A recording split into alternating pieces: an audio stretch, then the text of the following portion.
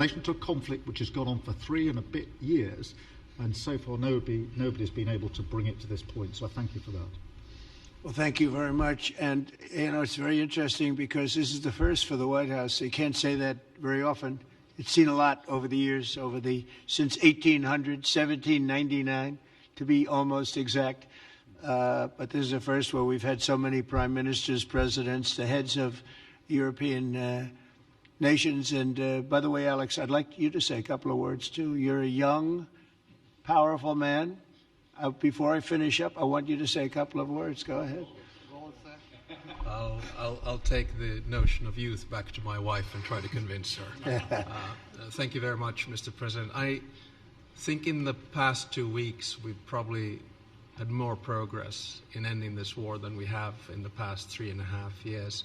And I think the fact that we're around this table today is very much symbolic in the sense that it's Team Europe and Team United States helping Ukraine.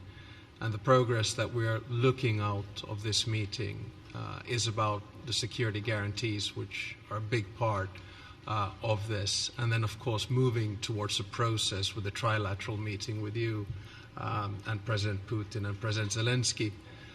Some of the international media might wonder, why is the President of Finland here? I think the reason is probably that we might come from a small country, but we have a long border with Russia, over 800 miles. And we, of course, have our own historical experience with Russia from World War II, the Winter War and the War of Continuation. And if I look at the silver lining of where we stand right now, we found a solution in 1944, and I'm sure that we'll be able to find a solution in 2025 to end Russia's war of aggression and find and get a lasting and just peace. The situation is very difficult, but that's why we're here. Thank you, Alex, very much. Good job. So we're going to be meeting for a while, and we're going to discuss some of the issues. And I don't think there's any issue that's overly complex. It's at a point now where people want to do things. I really do believe. I've known him for a long time. I've always had a great relationship with him. I think that President Putin wants to find an answer too.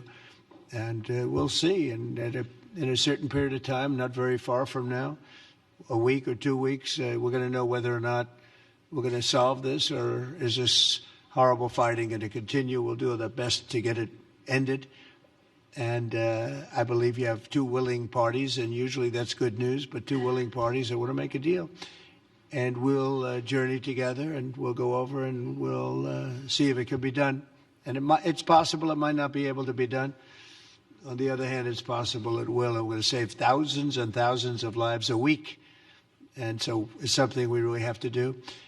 And or at least we have to give it our best. It's all you can do. You can give it your best. But I think we may have a very good outcome.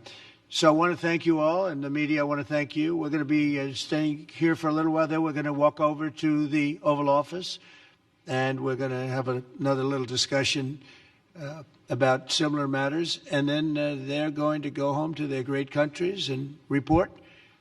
And I'm going to remain here and work, and you're going to go and work. We're all going to be working we may be in a different location, but that's what we know how to do is work. But I want to thank the media. Has been actually very fair, generally speaking, very fair. I think it's important that they're fair because this is a very important subject. We have to get it ended. And so that's all we ask for is fairness with the media. Thank you all very much. Appreciate it. Thank you very much.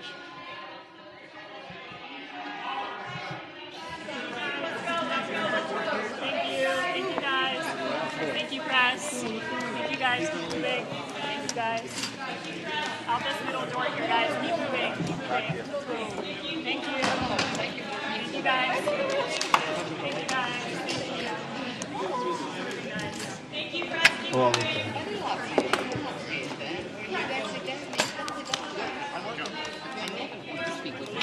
He's a very good golfer. Yeah, I know. He went to college. But he says you always win.